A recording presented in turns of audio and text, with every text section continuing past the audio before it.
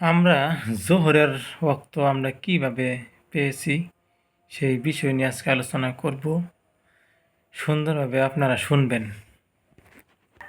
হযরত ইব্রাহিম আলাইহি ওয়াসাল্লাম নবুয়ত পাইবার আগে খুব চিন্তা করতেন যে মাটির যেগুলো নাকি পুতুল বানাইতো এই জামানার মধ্যে, এটি কিন্তু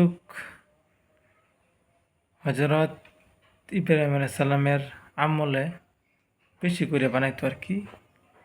ইব্রাহিম আলাইহিস সালাম মনে মনে খালি ভাবতো, মাটির পুতুল মানুষের কোনো দিন সহায় করতে পারবে না, মানুষের কোনো কামে আসবে না, মানুষের কোনো অধিকার দিতে পারবে না, ওদের কি তো কোনো শক্তি নাই, মাটির পুতুল তো মানুষই বানাইছে, তো মানুষের কি উপকার করব, এই কথাটা বেশিরভাগ ইব্রাহিম আলাইহিস সালাম ভালোভাবেই বুঝতেন যে কিভাবে সৃষ্টিকর্তাকে পাওয়া যায়, কোথায় গেলে সৃষ্টিকর্তাকে পাইব, এই ধারণাই ইব্রাহিম আলাইহিস সালামের সব সময় আছিল। একদিন চিন্তা করতে করতে আসমান দিকে যখন তাকালেন, তখন দেখতে পারলেন যে আসমানের মধ্যে তারকা ভর্তি। তখন মনে মনে ভাবলেন যে তারকারাই অবশ্যই সৃষ্টিকর্তা হইতে পারে। এরকম যখন ভাবলেন, তখন আসমানের তারকারা তখন ঠিকই আছে। তখন ভাবতে ভাবতে শেষ রাতে দেখতে পেলেন যে তারকাও তো আসমানেও নেই। তাহলে যদি নাই, সেটা তো কখনো সৃষ্টিকর্তা হতে পারে না, আল্লাহ হইতে পারে না। তখন তারকাকে ভাবলেন যে এটা কোনো সময় সম্ভব না, সৃষ্টিকর্তা সবসময় থাকবে এবং আমার খেয়াল রাখবে। তারপর একদিন দেখলেন উজ্জ্বল হইয়া আকাশের দিকে চন্দ্র পূর্ণিমার চাঁদের মতন, তখন উজ্জ্বল হইয়া যখন আসমানে চাঁদ উঠল, তখন ইব্রাহিম আলাইহিস সালাম ভাবলেন এটাই আমার মাবুদ হইতে পারে। তখন শেষ রাতে যখন এলো, তখন দেখতে পারলেন যে চাঁদ আগের মতন নেই, চাঁদও ডুবে গেছে।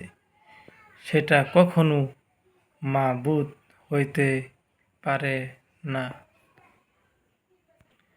তারপর যখন আবার বললেন যে আমার প্রতিপালক সৃষ্টিকর্তা যদি আমাকে হেদায়েত দান না করে, তাহলে আমি পথভ্রষ্ট হয়ে যাইব।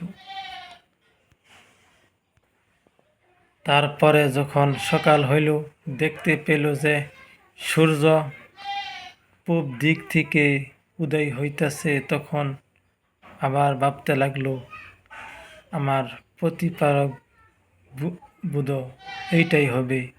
তখন সূর্য যখন আলো দিয়ে দুনিয়াটা তখন প্রসর করে ফেলছে, তখন শাম হইতে হইতে দেখলো সূর্য আগের মতন নেই, সূর্য ডুবে যাইতেছে।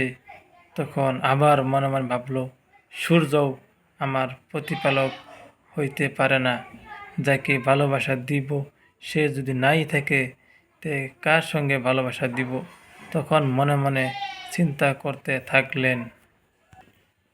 তখন ইব্রাহিম আলাইহিস সালাম নিজের জাতির উদ্দেশ্যে এরকম ভাষণ দিলেন, তোমরা যাকে মানো আমি তাকে মানি না, আমার প্রতিপালক সবসময় থাকবে, এরকম ডুবে শেষ হইতে পারে না।